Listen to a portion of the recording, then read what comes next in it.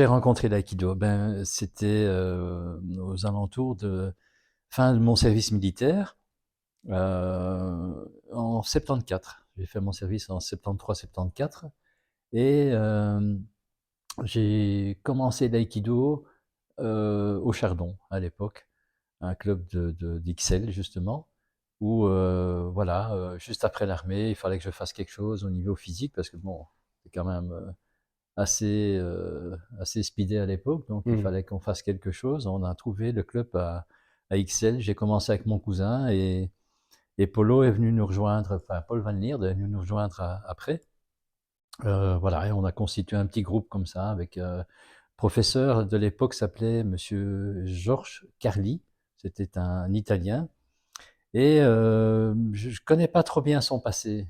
Mais donc voilà, on a commencé comme ça, avec lui là-bas à Excel et depuis toujours je suis resté au Chardon qui aujourd'hui a changé de nom bien sûr puisque c'est le Shushin Aikido.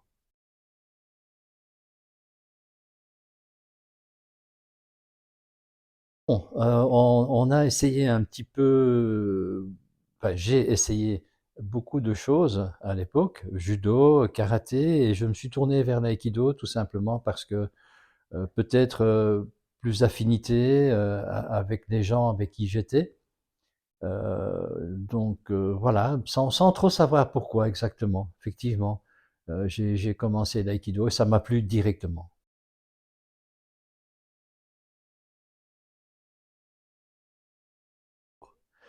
Dans le temps, effectivement, c'était beaucoup plus physique, il y avait beaucoup moins de technique parce que j'ai connu le passage de Mukyu à Shodan sur une seule page.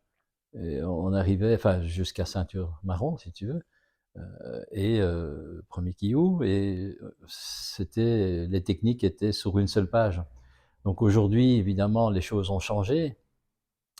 C'était beaucoup plus à l'époque physique. Je dis pas qu'aujourd'hui ça ne l'est pas, mais comme j'ai dit tout à l'heure, c'est beaucoup plus codifié aujourd'hui que ça ne l'était à l'époque. On commençait, c'était les prémices, aussi il n'y avait pas énormément de clubs non plus à l'époque, et pas non plus beaucoup de stages non plus. Donc quand il y avait un stage à l'époque, ben, tout le monde y était.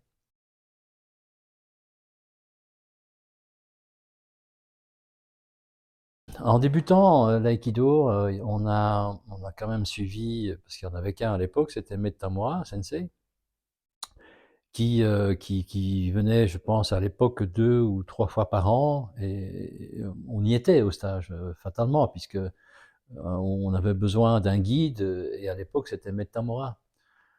Ensuite, est venu la Sugano Sensei pendant quasiment 8 ans. Son rôle était à Sugano Sensei de passer dans différents dojos, donner des stages. C'était son travail aussi à l'époque. Donc si on avait Mmh. envie de pratiquer, et grâce à lui, on a quand même fortement évolué au niveau technique en Belgique. Après, bon, le décès de Maître Tamura et de Sugano Sensei est venu Christian, et puis Christian Tissier Sensei. Et voilà, maintenant, aujourd'hui, on le suit du mieux qu'on peut. Si même c'est pas toujours évident parce que les distances et la conjoncture actuelle ne nous permettent peut-être pas toujours d'aller où on veut, quand on veut. Donc voilà un petit peu le suivi par rapport à ces sensei, mais tous ceux que j'ai connus et que je connais aujourd'hui m'ont apporté et m'apportent encore aujourd'hui beaucoup de satisfaction dans la pratique.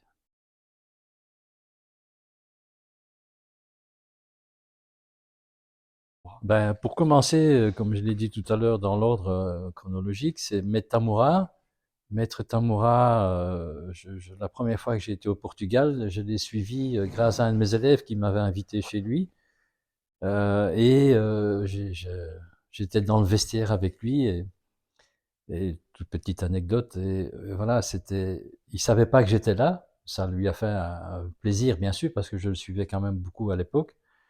Et il me dit avec son français habituel, il me dit qu'est-ce que tu fais là, toi? Ben, je dis écoutez, j'ai appris qu'il y avait un maître japonais qui venait donner cours, dit que voilà, j'ai pris l'avion et je suis venu.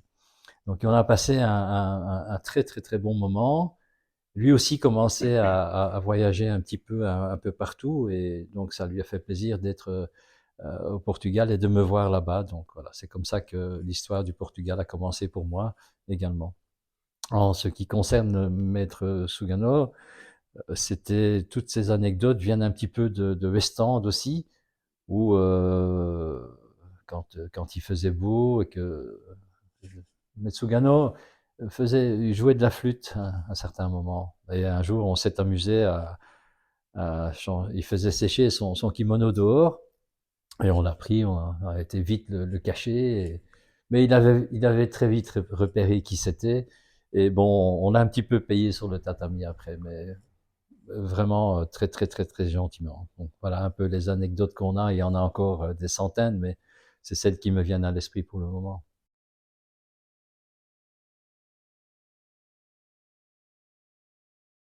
Ces gens sont toujours gentils, accueillants, généreux. Voilà, je sais rien dire de plus. C'est vraiment quelque chose qui m'a attiré. Pourquoi le Portugal? Ah ben peut-être parce que c'est un de mes élèves qui est qui était premier basson à l'orchestre philharmonique de Bruxelles à l'époque, qui s'est expatrié au Portugal et qui m'a invité un jour en disant écoute, on a besoin de toi, est-ce que ça t'intéresse? Je dis oui. Et voilà, l'histoire a commencé comme ça. On a formé une association, on a formé des gens. Voilà, j'en ai quand même formé pas mal.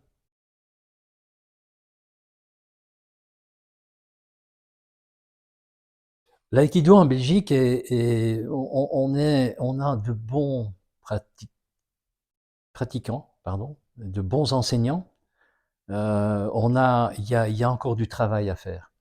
Évidemment, il y a toujours du travail, il y a toujours une remise en question de tout un chacun, je pense, mais on a quand même des gens de valeur qui justement prônent l'aïkido et encouragent les gens à pratiquer. Et je pense que c'est un travail qui doit se faire d'abord dans les dojos, mais aussi, ce que j'aimerais dire là maintenant, c'est que on a besoin de gens. Les gens doivent venir au stage pour avoir des échanges. Et aujourd'hui, nos sampai, comme je peux les appeler, qui sont, on va peut-être pas les nommer, parce qu'il y en a quand même beaucoup, hein, donc, eh bien, ce sont des gens de valeur, qui enseignent avec toujours cette même sérénité qu'avant, et peut-être même encore plus aujourd'hui. Et donc, j'espère un jour faire partie de ces gens-là.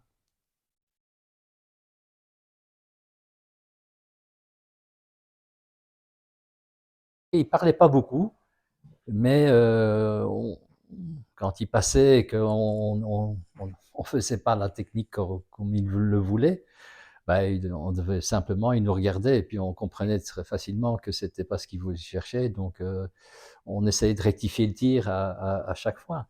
Mais son enseignement était quand même assez rigoureux et je l'en remercie aujourd'hui parce que je pense qu'encore une fois, j'ose le dire, que s'il n'avait pas été là pendant autant d'années chez nous en Belgique, je pense que l'aïkido ne serait pas ce qu'il est aujourd'hui.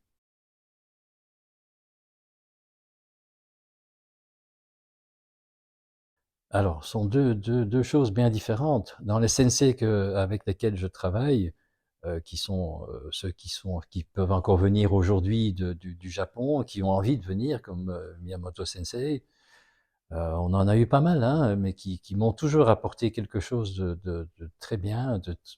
Je veux dire, dans ma recherche personnelle, on a à apprendre de tous les grands sensei qui sont déjà venus jusqu'à présent. Et par rapport aux pratiquants avec lesquels je travaille, bien souvent, et malheureusement, ils ne font pas ce que le sensei montre.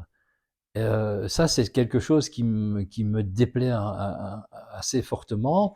Et j'essaye justement dans les dojos, quand je donne cours, de prôner ça, que les élèves essayent de faire ce que je montre et puisque moi, j'essaye de faire ce que les sensei me montrent, donc je trouve que c'est tout à fait logique.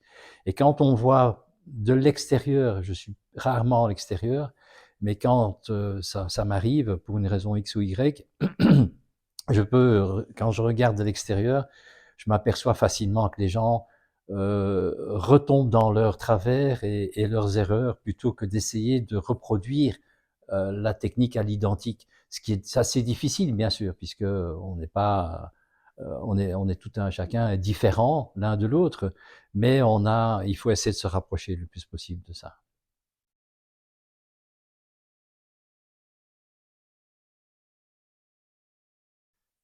Et ben écoute, il y a pas de secret. Je pense que j'ai toujours été comme ça, assez dynamique. J'essaie de l'être. Je ne fais rien de spécial. Je mange naturellement, je bois naturellement, pas plus qu'il ne le faut. Voilà, je fais rien d'extravagant. Je reste dans mon truc. Quand je suis sur un tatami, ben je travaille, j'essaye. Ce qui est plus dur, par contre, c'est la récupération. C'est pas nécessairement parce que je ne sais pas m'arrêter facilement. Donc, je crois qu'on a toujours un petit peu ces 20 ans ou ces 30 ans ou ces 40 ans qui sont là. Et puis, je trouve que c'est la récupération qui est plus dure. Mais j'essaye de travailler encore et de pouvoir échanger avec d'autres élèves, non seulement ce que le sensei nous montre, mais aussi ce que moi je peux apporter à l'élève en fonction de.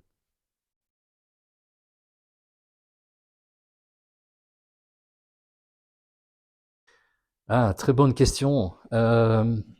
Et Dieu sait si j'en ai eu des doutes. Parce que, voilà, si on ne se remet pas en question, je vais pas dire systématiquement, mais souvent, si on n'analyse pas un petit peu la façon dont on travaille et la façon dont on enseigne, je pense qu'on ne grandira pas beaucoup. Pour ma part, en tout cas, ce que j'essaye, c'est voilà, de reproduire ce que j'ai appris avec du mieux que je peux, en tout cas.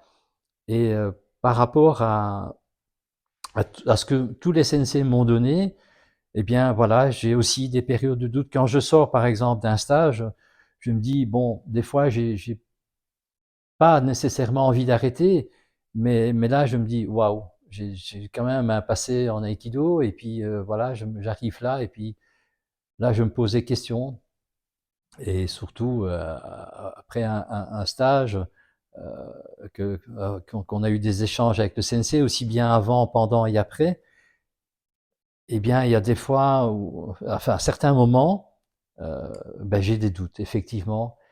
Et la manière dont je vais essayer de le faire, ben, c'est justement de retourner sous le tatami, de voir un petit peu ce que je peux améliorer, essayer de regarder ce qui s'est passé à l'arrière et de reproduire du mieux que je peux et de repartir de nouveau sur une bonne base et de continuer justement à progresser, ce qui est très difficile.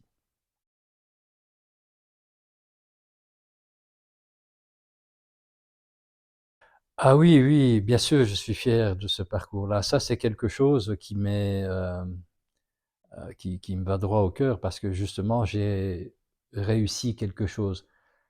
Et ça, déjà, c'est déjà pas mal. Metamora disait si dans ma vie je forme un élève, ben, je serai content. Eh ben, c'est à peu près ça. J'ai retenu ces paroles-là, et c'est vrai que je suis fier des élèves que j'ai formés et qui pratiquent encore et qui enseignent encore l'aïkido aujourd'hui, et plus particulièrement un que tu connais bien sûr, que je ne nommerai pas ici, mais qui se reconnaîtra certainement. Et voilà, c'est quelque chose que voilà, c'est pas un but en soi, mais c'est quelque chose qui m'est très cher, c'est d'avoir justement pu former des gens et qui, à leur tour, enseignent maintenant.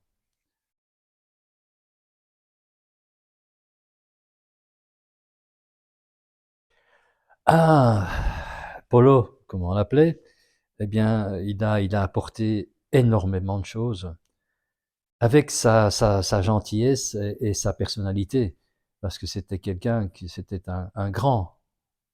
C'était non seulement un ami, mais c'était comme un frère pour moi. Polo, j'ai eu j'ai encore très dur aujourd'hui de sa disparition. Et ce qu'il l'a apporté, lui, il l'a apporté à sa manière, avec ses outils à lui. et sa pédagogie à lui.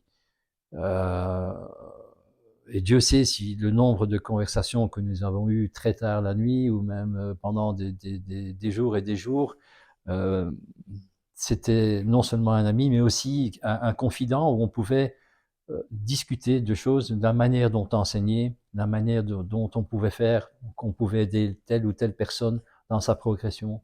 Et ça, c'était Paul Van Lierde, avec lequel on avait beaucoup de discussions au sujet de l'aïkido, bien sûr, mais non seulement dans d'autres sujets également.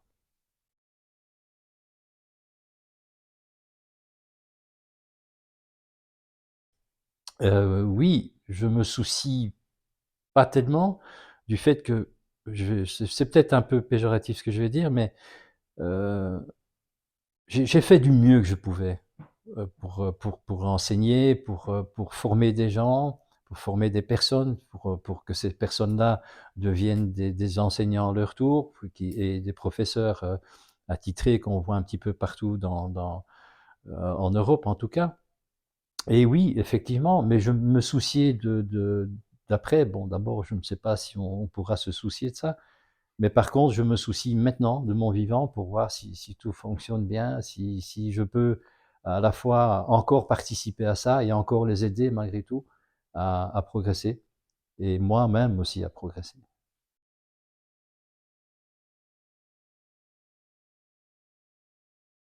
Donc dans ma recherche, c'est justement de rester dans cette ligne d'enseignement que les sensei nous donnent et d'essayer de reproduire. Voilà. Je pense que c'est tout ce que pour le moment j'essaye de faire et qui est déjà assez compliqué parce que au plus on vieillit, ben voilà, on devient peut-être nécessairement sage, mais la compréhension commence à être difficile. Pourquoi? Parce que le physique ne suit pas nécessairement, mais on essaye justement de rester dans cette ligne-là et d'essayer d'être le plus proche possible de ce que le sensei veut nous enseigner.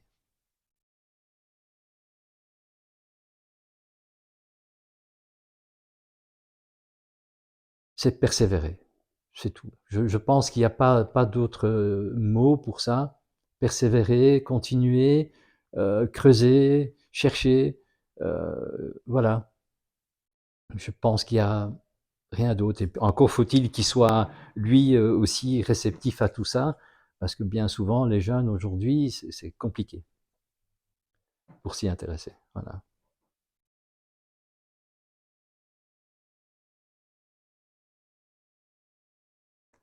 Euh, je ne pense pas qu'elle rentre dans une nouvelle phase. Je pense que l'aïkido est toujours pareil à lui-même. La seule chose qu'on peut peut-être dire par rapport à tous les sensei que tu viens de citer maintenant, c'est qu'ils avaient tous leur aïkido à eux. Et que nous autres, on a pris de l'un ou de l'autre et on a formé notre propre aïkido nous-mêmes. Donc on peut pas copier, on n'est pas des copycats, mais on a tiré, encore une fois, quand il y a des gens qui suivent tel ou tel sensei, ou qui ont suivi, pardon, maintenant qu'ils ne sont plus là, on va toujours garder quelque chose de ce sensei-là. On va toujours le garder en soi, on va pas nécessairement le reproduire, mais ça va contribuer justement à notre progression personnelle. On a suivi pas mal de sensei, on a eu cette chance-là de les connaître, que beaucoup de jeunes aujourd'hui ne pourront pas le faire, pourront pas connaître tous ces gens, tous les sensei que nous avons eus. Donc, euh, oui, pour nous-mêmes, euh, moi, ça change rien. J'ai pris comme un puzzle et j'ai formé mon propre aikido. Mais quand je suis à un stage, je suis ce que le sensei me montre et pas ce que j'ai appris avant. Sans quoi ça sert à rien de suivre un sensei à un stage.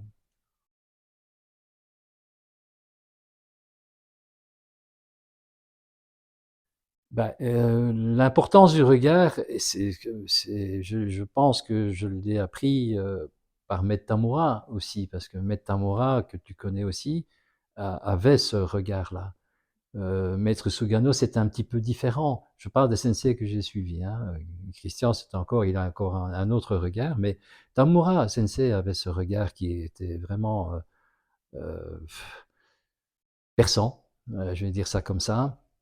Je l'ai pas appris de lui. Je pense que voilà, je pense aussi que du fait de regarder quelqu'un dans les yeux, c'est quelque chose qui est, comment je vais expliquer ça, qui est une marque de respect d'abord. Et puis en plus, au niveau du corps, ben, c'est quelque chose si on regarde devant, ben, on regarde pas par terre déjà, donc on a une position du corps qui est là. Regard perçant, ben oui, ok, ouais, peut-être. J'essaye de développer ça, et je sais pas, c'est pas fait exprès.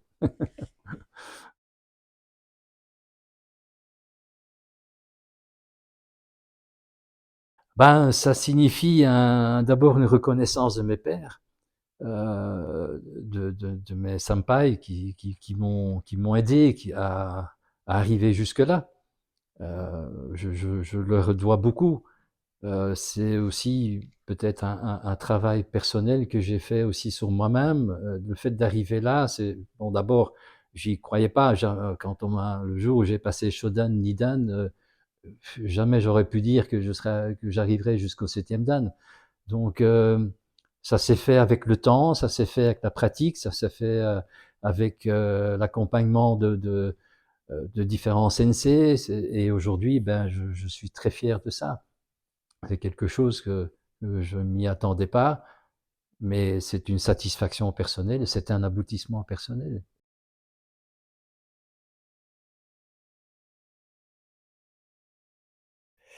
Ben écoutez, d'abord, maintenant, aujourd'hui, c'est un peu le physique des gens. Ça m'inquiète un petit peu. Ça veut dire le physique, pas physique, physique, mais au niveau condition physique. La condition physique me heurte un petit peu. Après, bon, quand on parle aux gens, c'est vrai que, et qu'il y a malheureusement qui est des échecs, et quand on discute avec les gens, c'est toujours la faute de la commission technique, c'est toujours la faute, mais c'est jamais la leur. Donc, mais ça, c'est pas grave, ça fait partie du jeu. La seule chose que je puis dire, c'est que justement, il faudrait qu'ils se remettent en question aussi, et notamment peut-être les professeurs aussi, ou certains professeurs, quand il y a un échec, eh bien, écoutez, les gars, c'est pas grave, on recommence. C'est justement, si on a des échecs, c'est pour grandir. On fait fi de ses erreurs et on se retourne, on rentre dans les dojos et on continue à travailler. Et on rectifie les erreurs qu'on nous a dites.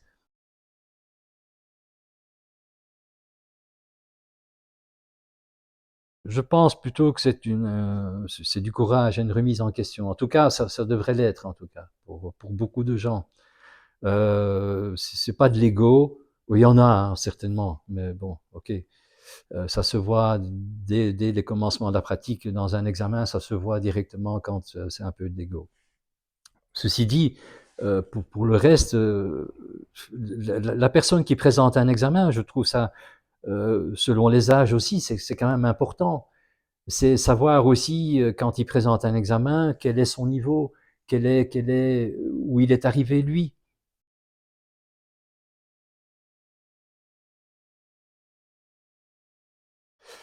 J'enseigne les armes et depuis très peu de temps, c'est vrai qu'on en a déjà discuté avec beaucoup d'autres enseignants, notamment comme toi, évidemment, puisque tu fais de l'IA également. C'est justement, on fait pas assez d'armes. Et le fait de travailler les armes, ça fait travailler beaucoup de choses. Ça fait travailler son centre, bien sûr, ça fait travailler la position des mains, la position du corps. Donc tout ça, c'est quelque chose d'important. Et là, on a un peu, ces derniers temps, ces dernières années, un peu délaissé les armes. Et je pense que ça se voit notamment aux examens et même dans nos dojos hein, respectifs. Hein. C'est pas parce que je m'appelle Luc Dehaes que je fais plus d'armes que quelqu'un d'autre. Justement, je fais des armes et je vais recommencer à faire des armes de plus en plus. Je vais inclure les armes dans la pratique, dans les heures de cours normales. Parce que je pense que ça apporte énormément de choses au niveau de la position du corps et d'état d'esprit par rapport à une arme. Parce que l'arme doit rester un outil de travail. Et donc ça fait partie intégrante de l'aïkido et inversement également.